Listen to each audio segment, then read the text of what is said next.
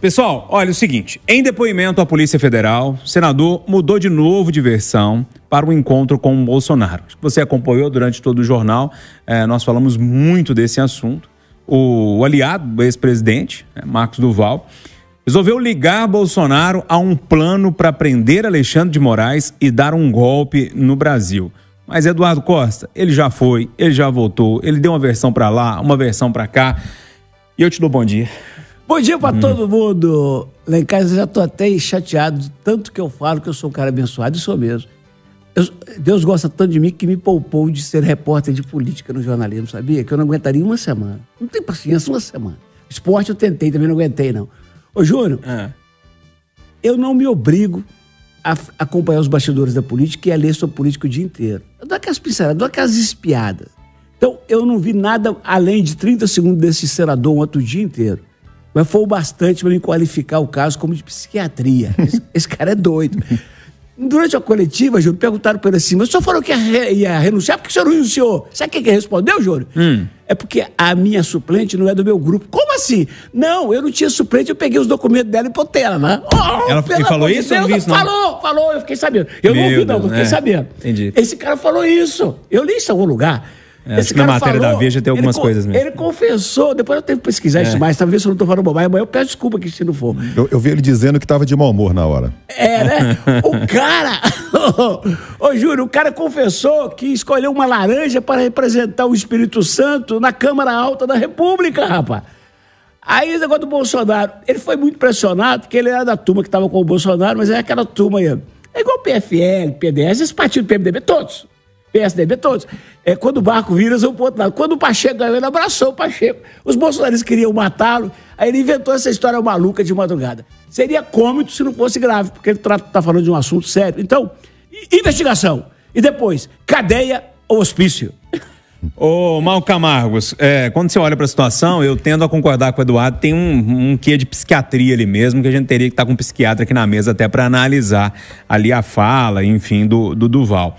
Mas o Eduardo acha que, pelo menos, né, tende a achar que é uma invenção dele. E você, hein? Bom dia. Bom dia, Júnior. Toda mentira tem um fundo de verdade. Se é uma invenção, certamente esse enredo, essa narrativa passou por outros campos. Cabe agora à Polícia Federal investigar e se de fato os atores envolvidos, se a história for essa, se tiver o conhecimento do presidente ou articulação para um golpe, é um caso gravíssimo, é caso de prisão. Eu fico muito impressionado quando você fala em psiquiatria, Júnior, e é mesmo. Este grupo, acho que ele tem duas características que marcam muito quem defende esses ideais golpistas. O primeiro é uma mania persecutória, uma certeza que as instituições estão todas contra eles. Isso é um marco desse grupo todo. E o segundo é que é preciso salvar o Brasil de um inimigo maior, o tal do comunismo.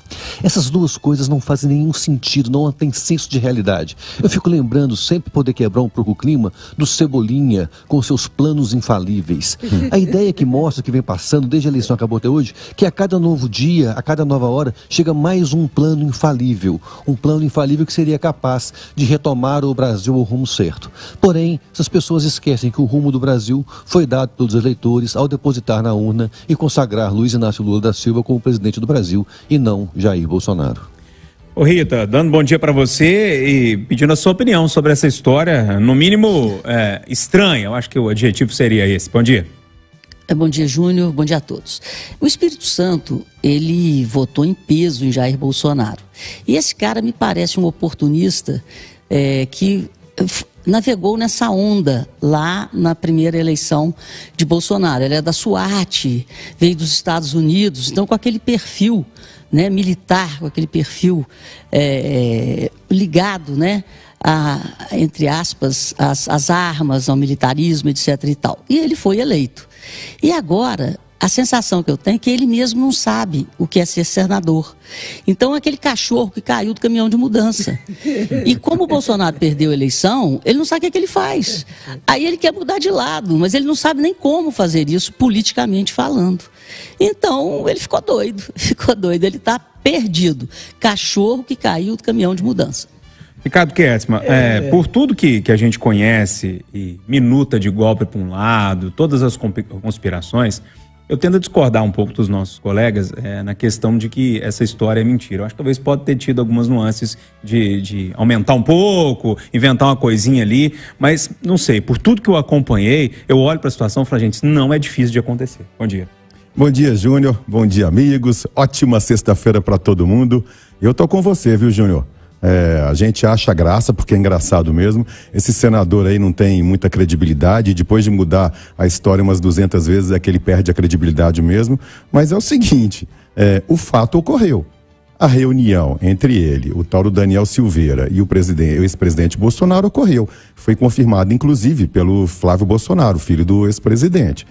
E aí, Júnior, o fato é muito grave.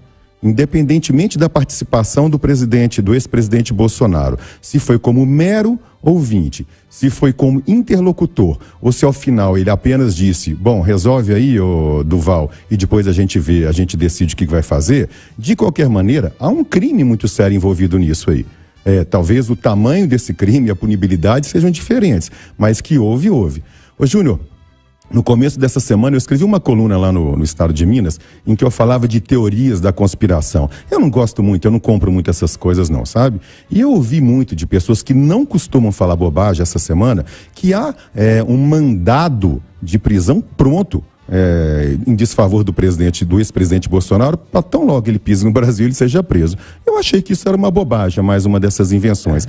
Mas diante disso que aconteceu, eu começo a pensar de uma forma um pouco diferente. Ô Du, tem aquele ditado antigo, né, em espanhol, que diz assim, no lo creio em las brujas, pero que las hay, né? Eu não acredito em bruxas, mas que elas existem. Nesse caso, eu estou começando a desconfiar que existem muitas bruxas sim. Se o que a gente já sabe é dessa gravidade, imagina o que não veio à tona ainda. Sobre os fantasmas aos quais o Malcolm se referiu, Júnior, ontem eu gravei um comentário para a noite, né? Fiz à noite, e repercutiu hoje de manhã, sobre aquele caso de Unaí, em que um infeliz foi pro bar com a suástica, a cruz da suástica nazística. E o que eu falo de noite na rádio, eu reproduzo no meu Instagram. Logo 5 minutos depois eu fui lá ver, aí uma senhora escreveu assim, nazismo nunca mais, mas e o comunismo que tá chegando aí? Você não vai falar nada não, Praia? Pois é.